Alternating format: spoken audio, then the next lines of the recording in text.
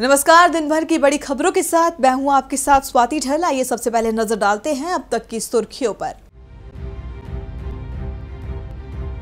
नीतीश के वार के बाद लालू यादव का पलटवार, बोले नीतीश हैं पलटू राम।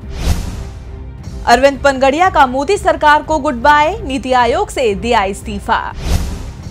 सांसदों की गैर हाजिरी के मुद्दे पर राज्यसभा में हंगामा, सपा सांसद नरेश अग्रवाल ने रेखा और सचिन का मांगा इस्तीफा।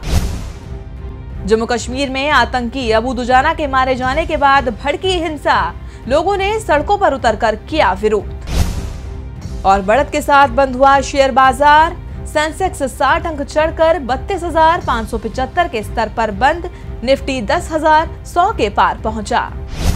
यदि अब तक की सुर्खियां, अब रुक करेंगे आज की सबसे बड़ी खबर पर, जो है बिहार से, जहां लालू और नीतीश में तू डाल डाल मैं बात बात का खेल चल रहा है। लालू ने नीतीश पर पलटवार करते हुए उन्हें पलटू राम बताया है। मंगलवार को लालू प्रसाद यादव नीतीश कुमार पर जमकर बरसे। लालू ने खुद को नीतीश से सीनियर बताया। लालू ने नीतीश कुमार को राजनीति का पलटू राम बताते हुए कहा कि ये सत्ता के लिए कुछ भी करेंगे। जिस शरद यादव ने नीतीश कुमार को आगे बढ़ाया, आज उनकी भी कदर नहीं की जा रही है। लालू ने कहा कि वो नीतीश को बचपन से जानते हैं, उनका कोई जनाधार नहीं है, वे सत्ता के लालची नेता है। नीतीश को आगे बढ़ाने में जितना मेरा हाथ है वह हर कोई जानता है, लेकिन सामंतों के बीच में रहने वाले नीतीश ने तमाम पिछड़ों और अति पिछड़ों की उम्मीदों का गला घोट दिया। अब तो जदयू समाप्त हो चुकी है। लालू ने नीतीश को संबोधित करते हुए कहा कि अब नीतीश कुमार भगवा पहनकर जय श्री राम के नारे लगाएं। आपको बता दें कि सोमवार को ही नीतीश कुमार ने मीडिया के सामने आकर महागठबंधन से नाता तोड़ने और बीजेपी के साथ हाथ मिलाकर सरकार बनाने के कारणों को बताया था। उन्होंने तेजस्वी यादव और लालू प्रसाद यादव पर जमकर वार भी किए थे। उन्होंने कहा कि जेडीयू की नीति रही है कि भ्रष्टाचार के मुद्दे पर कोई समझौता नहीं होगा। हमारा तेजस्वी से कहना था कि वह अपने मामले में सफाई दे, लेकिन उन्होंने ऐसा नहीं किया।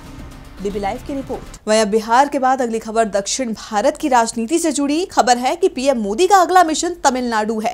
बीजेपी अपना कुनबा बढ़ाने के लिए सत्ताधारी पार्टी एआईएडीएमके से हाथ मिला सकती है। प्रधानमंत्री नरेंद्र मोदी के मंत्रिमंडल में जल्द ही फेरबदल होने वाला है और अगर सूत्रों की माने तो इससे पहले ही एआईएडीएमके भाजपा गठबंधन का हिस्सा बन जाएगी, यानी दक्षिण भारत की एक बड़ी पार्टी का साथ भी पीएम मोदी को मिल जाएगा। इसी सिलसिले में बीजेपी के वरिष्ठ नेता और कुछ केंद्रीय मंत्री अन्ना द्रमुक के नेताओं से बातचीत कर रहे हैं। बीजेपी और कांग्रेस के बाद एआईएडीएम की तीसरी सबसे बड़ी पार्टी है। अन्ना द्रमुक के पास दोनों सदनों में 50 सांसद हैं, जिनमें लोकसभा में 37 सांसद हैं और राज्यसभा में 13 सांसद हैं। एआईएडीएमके के एनडीए में शामिल हो जाने पर सरकार को राज्यसभा में फायदा होगा। राष्ट्रपति चुनाव में भी एनडीए के उम्मीदवार रामनाथ कोविंद को एआईएडीएमके ने समर्थन दिया था। तभी से अटकलें लगाई जा रही थी कि एआईएडीएमके एनडीए में शामिल हो सकती है। 1999 में एआईएडीएमके अटल बिहारी वाजपेयी की सरकार का हिस्सा रही है। आपको बता दें कि तमिलनाडु में इस वक्त पूर्व मुख्यमंत्री और एआईएडीएमके महासचिव जे जयललिता की मौत के बाद सत्ता संघर्ष चल रहा है। पार्टी 2 धड़ों में बढ़ चुकी है। शशिकला के जेल जाने के बाद पलानीसामी को सीएम बनाया गया है, जबकि पन्नीरसेल्वम पहले ही बगावत के सुर आम कर चुके हैं। डीबी लाइव की रिपोर्ट। और अब बात संसद के मानसून सत्र की, जहां सांसदों की गैर हाजिरी के मुद्दे पर राज्यसभा में जमकर तू मैं हुई। यहां तक कि सपा सांसद ने तो रेखा और सचिन की हाजिरी न लगाने पर इस्तीफा ही मांग लिया। समाजवादी पार्टी के सांसद नरेश अग्रवाल ने राज्यसभा में सांसदों की उपस्थिति का मुद्दा उठाया। उन्होंने कहा कि अगर सचिन तेंदुलकर और रेखा को सदन में नहीं आना है तो वे इस्तीफा दे दें। नरेश अग्रवाल ने कहा कि अगर हम विजय माल्या को सदन से निकाल सकते हैं तो इन्हें क्यों नहीं। इस सेशन में एक दिन भी दोनों नहीं आए। एक तेंदुलकर आ गए, चलिए सदन में, दूसरे कल उन्होंने वोट ले ली, हो गए।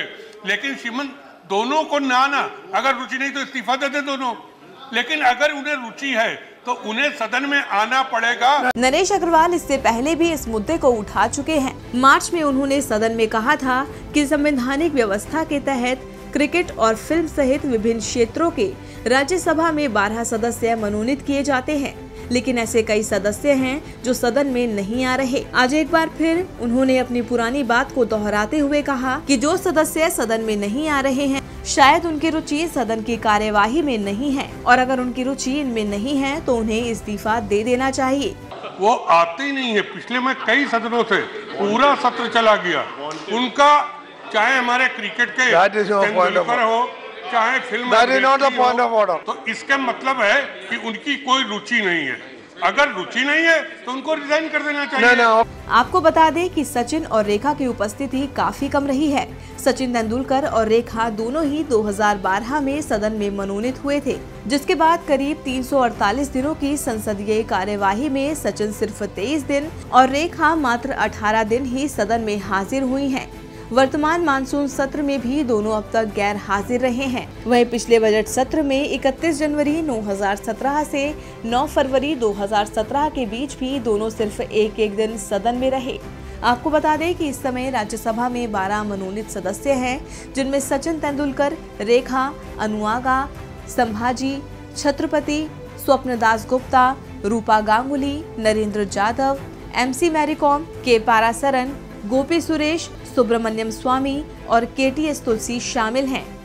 DB लाइव की रिपोर्ट। रुक करेंगे अगली खबर का। जम्मू कश्मीर में सुरक्षा बलों को आज बड़ी कामयाबी मिली है। सुरक्षा बलों ने घाटी में कई आतंकी वारदातों को अंजाम दे चुके लश्कर कमांडर अबू दुजाना को मार गिराया है। वहीं दुजाना की मौत के बाद अब घाटी में हिंसा भड़क उठी है। जम्मू कश्मीर पुलिस के IG मुनीर अहमद ने बताया कि सुरक्षा बलों को हरकीपोरा इलाके में लश्कर कमांडर अबू दुजाना सहित 3 आतंकियों के छिपे होने की जानकारी मिली थी, जिस पर जम्मू कश्मीर पुलिस और सेना ने पूरे इलाके को घेर लिया।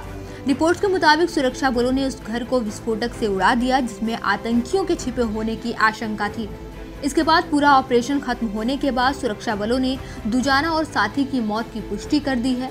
वहीं अबू दुजाना की मौत के बाद अब घाटी में हिंसक प्रदर्शन शुरू हो गया है। आज जैसे ही दुजाना की मौत की खबर फैली, वैसे ही काकापोरा और नेवा के लोगों ने हरकीपोरा की तरफ मार्च शुरू कर दिया। इस दौरान प्रदर्शनकारियों ने सुरक्षा बलों पर पत्थरबाजी की और देश विरोधी नारे भी लगाए।